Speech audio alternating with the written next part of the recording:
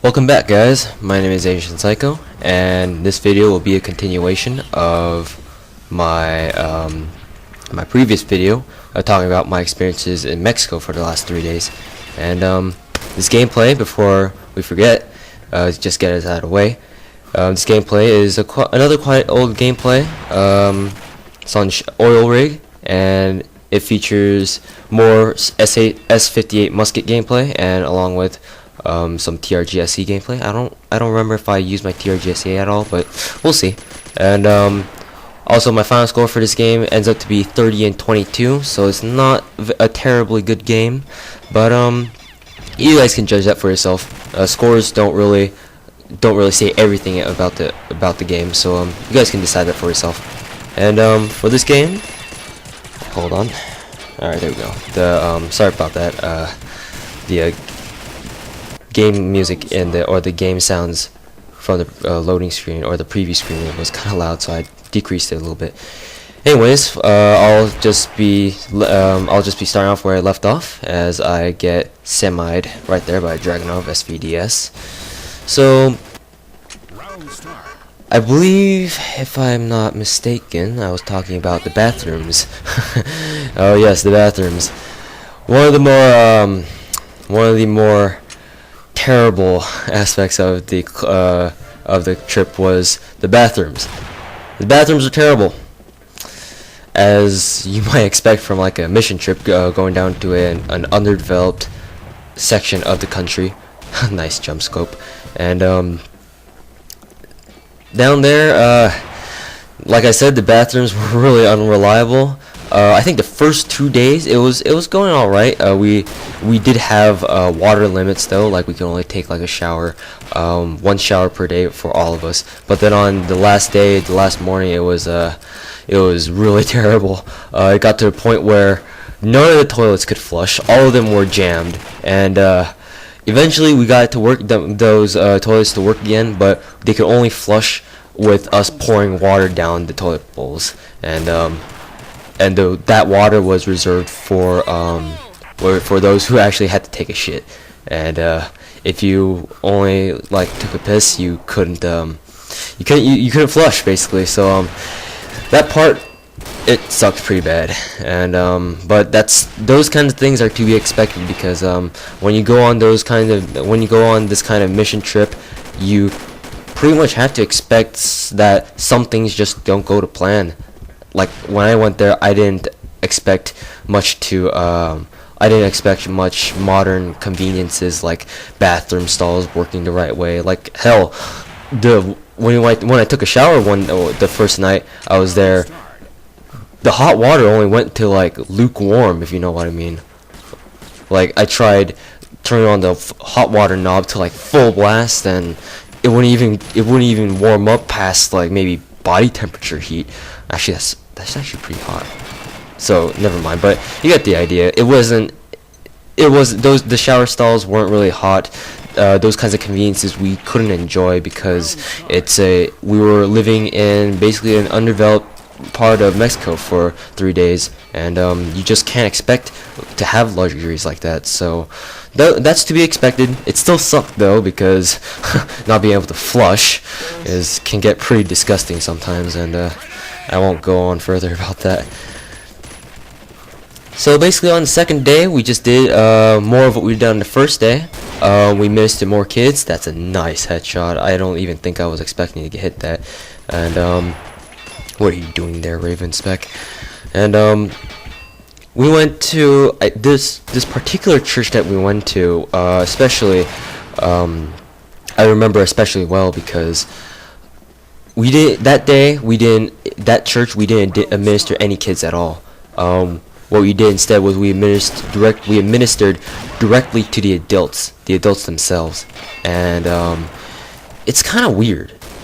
Like, if you guys know what VBS is, I don't know if my church is the only one that does this, but like something like VBS, or like some I don't know how you describe this, but like some sort of weekday after school Sunday school, if you get what I mean. Like Sunday, like church study outside of church time, something like that. And like during that kind of VBS thing, we only administered to like young kids, elementary school students. But then here we were administering to adults, and it's kind of a weird feeling administering to adults, because sorry, something got stuck in my throat. Anyways, it's kind of a weird feeling administering to adults, because it's like these adults who have so much more experience in life and probably have gone through so much more are coming to us and accepting and just basically following us in our praises and Christianity.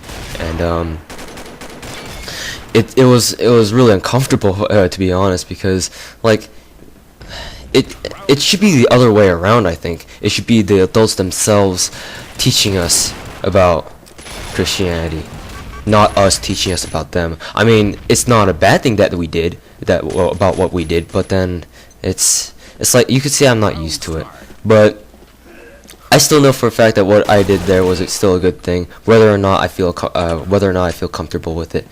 So I'm not gonna complain about it. I'm sure I'm gonna get used to it someday, because I know that my mission work isn't just gonna stop here. So yeah, that was that. And going to that particular church was a good experience, as that guy gets a nice triple feed with his nade and gets sniped. And then after that, I think that was the end of the day. That for the second day. And on the third day, the third day was kind of special, because we went to a church that didn't have little kids, but instead had kids our same age. And stumbling over my words here, but we went to a church where the what am I talking about? The Mexican pastor who had traveled with us from California, that was his chapel, that was his ministry, and he had brought those high schoolers, those same kids who were pretty much our age, into that ministry. And it was quite a good experience meeting with those guys, those boys and girls who were our exact same age or somewhere near our same age, and just basically doing missionary work together and witnessing to each other. I think that above administering to little kids, administering to the adults was really it really affected me the most, because these are kids. This is how I thought.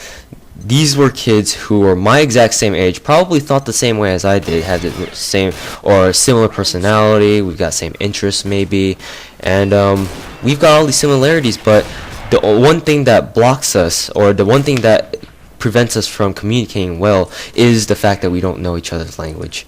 I mean, I know a little bit of Spanish, like hola, like how do you say hello, how do you say goodbye, and the most important question whenever you go to a foreign country, where's the bathroom? As I fail right there. I swear, where is the bathroom is one of the most important questions you could ever learn ever know in any foreign language. Anyways, there was something magical about it, and the few hours that we had that we spent with them was really a good experience. And I'm not gonna lie, I really enjoyed it. Even though I couldn't speak Spanish, even though they couldn't speak English, we could still communicate because of our one similarity, that we were both doing missionary work. And that really hit me pretty hard once I realized that. And after that, we went to, I don't know how you describe this, but we went to a rehab center, a rehabilitation center for ex-prisoners and ex-convicts. And at first, when I heard about this, before we actually left for Mexico, when I heard that we were going to go to this house of ex-convicts, I didn't know what to think at first. It's like, are these people going to like kill us? Are they going to rape us? But it turned out to be a really good experience. Those people really prayed hard for us, and they really appreciate us taking our time out to visit them. Anyways, that was my trip in Mexico, and that's the game. Hope you guys enjoyed this quick commentary. Peace.